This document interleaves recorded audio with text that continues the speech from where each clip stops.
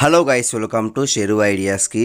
తెలంగాణ రాష్ట్ర వ్యాప్తంగా ఆసరా పింఛన్ అయితే పెంచారు కాబట్టి ఆ ఆసరా పింఛన్ ఎవరికొరకు ఇస్తారు, ఎప్పుడు ఇస్తారు అనే దానిపై వీడియో క్లారిటీ చెప్తాను. చూడండి ఫ్రెండ్స్, మీరుగా మంచిగా ఫస్ట్ టైం వస్తే కలిసి సబ్స్క్రైబ్కు పక్కన ఫోన్ చేసుకోండి.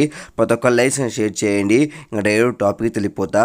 తెలంగాణ కాంగ్రెస్ అయితే హామీ అయితే ఇచ్చింది కాబట్టి ఎలక్షన్స్ టైంలో అధికారంలోకి వచ్చిన వెంటనే తెలంగాణలో ఆసరా పింఛన్ అయితే పెంచుతామని చెప్పారు. ఇప్పుడు కాంగ్రెస్ అయితే అధికారంలో ఉంది తెలంగాణలో. సీఎంగా రేవంత్ రెడ్డి గారు అయితే ఉన్నారు కాబట్టి ఆసరా అయితే పింఛన్ అయితే పెంచారు. గత 6 నెలలు అవుతుంది ఇంకా ఆసరా పింఛన్ పెంచలేదని ప్రతిపక్షాల నుంచి ప్రజల నుంచి విమర్శ అయితే వచ్చాయి. కాబట్టి ఈ నేపథ్యంలో రాష్ట్ర ప్రభుత్వం అయితే కీలక నిర్ణయం తీసుకుంది. మొత్తానికి అయితే ఆసరా పింఛన్ అయితే పెంచింది. ఇది జూలై 1వ తేదీ నుంచి అయితే ఆసరా పింఛన్ అయితే ఇవ్వబోతున్నారు. ఒకసారి చూడండి ఎవరికి ఇస్తారు. దానిపై వృద్ధులకి వితంతులకి 4,000, దివ్యాంగులకి 6,000 అయితే పెంచారు. మొత్తానికి అయితే ఈ విధంగా అయితే డబ్బులు అయితే ఇవ్వబోతున్నారు. వృద్ధులకి వితంతులు 4,000, దివ్యాంగులు 6,000. మనకైతే మీ ఆధార్ కార్డు ఉంటే సరిపోతుంది, ఎటువంటి ప్రాబ్లం ఏం లేదు. మీ ఆధార్ కార్డు ఉంటే ఈ పింఛన్ అయితే డబ్బులు అయితే ఇస్తారు. ఇది జూలై 1వ తేదీ అయితే ఇస్తారంట డబ్బులు.